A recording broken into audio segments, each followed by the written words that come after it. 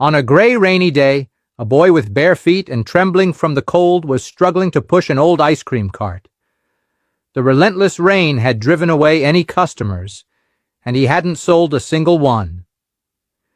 Desperate and soaked, he knocked on the door of a humble wooden house. A young girl, 16 years old, with a kind look, answered.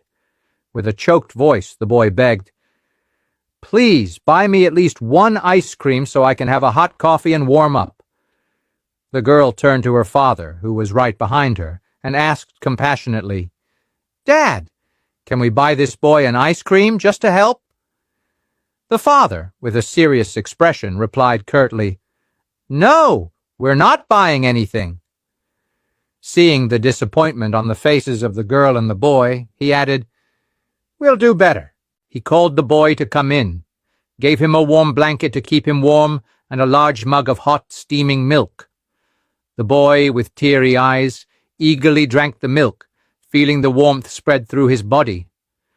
As he said goodbye, now warmed and with a grateful heart, he looked at the young woman and said, with tears now of gratitude, "God will still empower me so I can repay you for what you did for me." And he left.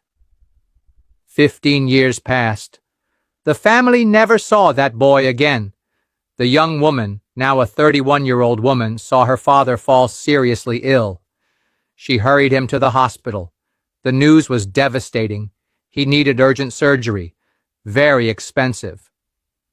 Anxious, the father told his daughter, "Daughter, the only thing we have is our house. If I have to sell the house to pay for the operation, I'd rather die. This house is all I can leave you." Ali himself, in front of the doctor who was attending to them, he said these words. The doctor, a young black and calm man, looked at the two and spoke serenely. "Let's do the right thing. We will operate on your father and save his life. Afterwards, we'll see how the payment will be made." The surgery was performed carefully and was a success. The father was saved. Days later, back at home, the daughter, still worried, asked the doctor during a follow-up visit, "Doctor, and now, how are we going to pay?" He responded with a gentle smile, "Don't worry. The bill will arrive at your house with instructions on how the payment will be made." A few days later, the mailman delivered an envelope. The girl opened it, and upon reading what was written, she began to cry convulsively. "What's wrong, daughter? Why are you crying?" asked the father, frightened. With a trembling voice full of emotion, she read the letter aloud. "Your father's surgery was paid for 15 years ago, with a warm blanket and a glass of hot milk. God empowered me to repay that favor, which seemed small to you but made all the difference to me. May God continue to bless your family. The doctor was the same boy from 15 years ago.